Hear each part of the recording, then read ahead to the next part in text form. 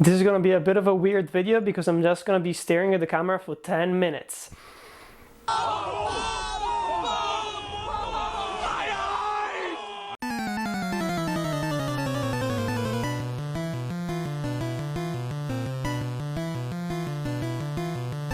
No! God, please, no! I wasn't actually joking before. It is gonna be a different video just because I'm not gonna go deep into a deconstruction of a series of different shows and go behind the scenes and try to find out why all those good shows got cancelled in the end. But this is actually gonna be a very personal video and me trying to come to terms with the end of a lot of series that touched me personally. So this is gonna be kind of a goodbye letter to all the shows that changed me, inspired me, and all the things that I've learned from those shows. Most of the times my reactions to cancellations and especially to good shows being cancelled tends to be quite violent at the beginning.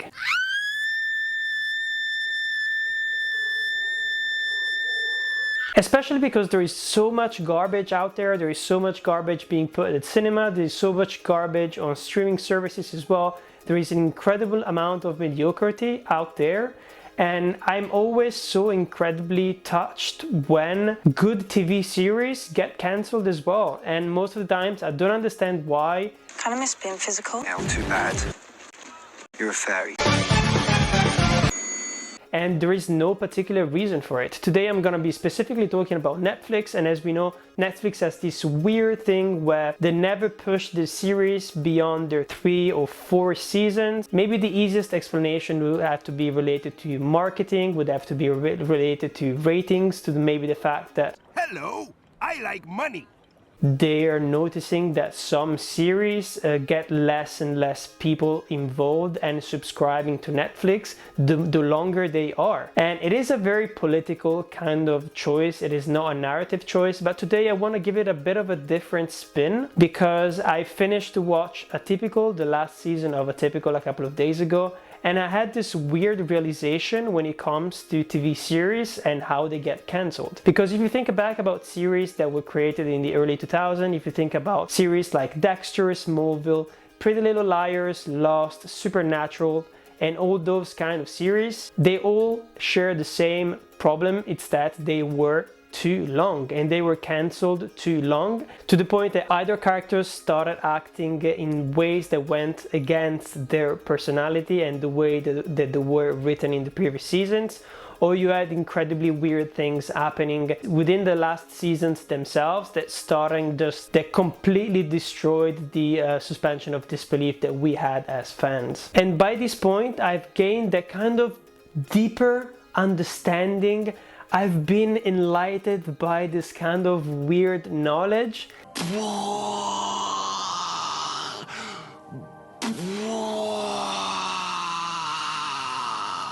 As I finished the last season of Atypical, where I was just sitting there being like, I'm kind of glad that these shows that I really like got cancelled quite early, because the showrunners actually managed to be, as Rick would say, the Rickest Rick. So they managed to construct shows and ideas that worked for the time that they needed to work for, and they didn't stretch it too far. And at the end of the day, all of the seasons were almost perfect and we got quite a satisfying ending. So I guess now that I've come to this realization, I can finally say that I will never complain ever again if Netflix cancels a show that I love.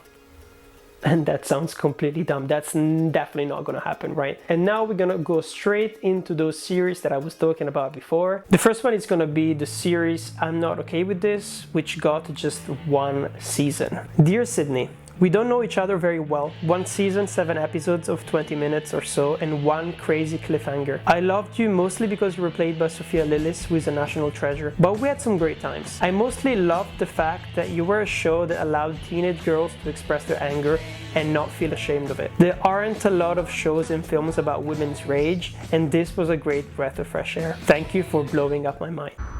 Shut up, just shut up. Sydney, claims Shut that up. she had The next one is Marvel's Daredevil. Dear Matt Murdock, this might be a bit more emotional, especially since I've seen your 3 seasons at least 3 times. You were part of the MCU Dark Renaissance. Thanks to you, we got to see Luke Cage, Jessica Jones, and you gave the screen time to a lot of wonderful actors and actresses. Thanks to you, we discovered that John Berthel was born to play the Punisher. Thanks to you, we learned that you don't need crazy special effects and a huge budget to stage incredible action sequences. You've reinvented the all-way fight scene, and we're all thankful for that. I never understood Daredevil as a character, and thanks to you, I dove deep into the Daredevil comics written by Frank Miller, and I finally understood you. I had a really shitty night. The kind where you think you've seen the bottom of humanity, and the pit just keeps getting deeper. You know? I can't do this alone. I can't. Last December, I inked you forever on my skin. I love the darkness that you hide within yourself. I love the fact that, unlike most superheroes, you've had to overcome unbelievable things. I hope we'll see you and Wilson Fisk again soon in the cinematic universe. But until then, those 3 seasons were really great. Dear Sabrina, this is unexpected. Before you, I'd almost given up on TV shows about the occult. I know that a lot of people hate you as a character, but also as a show. They call you predictable, they blame you for your fake woke feminism, and actually most people spit on everything that Roberto Aguirre Sacasa has ever made. I'd rather remember the good times though. I'd rather remember all the random praise satans, all the weird changes of tone, musical numbers, and horny characters. I will admit that you didn't have consistent writing, but you had the best marketing any fan could hope for. You were born on Halloween 2018, you died with a fantastical Christmas special, and was reborn for Easter 2019, only to come back the year after. I will admit that the series finale was kind of stupid, and I had such a good time watching you grow and transform like a 6th generation Pokemon. Praise Satan! Praise Satan!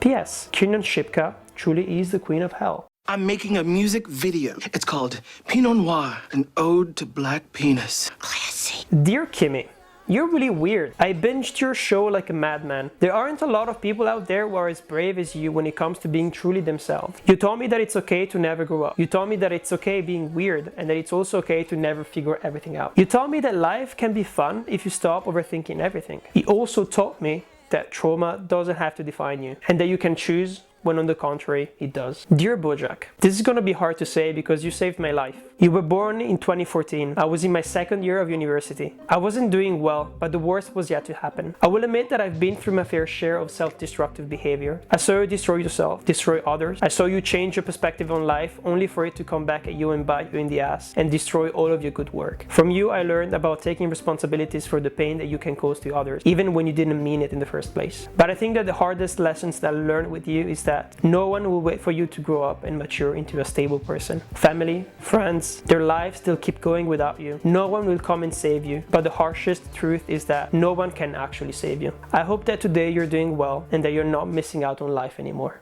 Dear Lemony Snicket, through all your odd journeys and Baudelaire misadventures, you told me that life sucks. But at the end of the day, it doesn't suck that much if you're surrounded with family and friends. The next one is gonna be atypical, and this is the series that gave me the idea for this video. I'm gonna be telling some spoilers for the series, so just be careful for that, of course. And by the end of the day, when the finale dropped, I wanted to go with Sam. I wanted to go to Antarctica with him, and I felt incredibly linked to him as a character, as a person, as a human being. Dear Sam, before I met you, I didn't know what the autism spectrum was, and I always had weird childlike images in my head about it. Adelie Chinstrap Emperor Gen 2. Adelie Chinstrap Emperor Gen 2. Adelie Chinstrap Emperor Gen 2. Adelie Chinstrap Emperor Gen 2. Sam, I'm so sorry.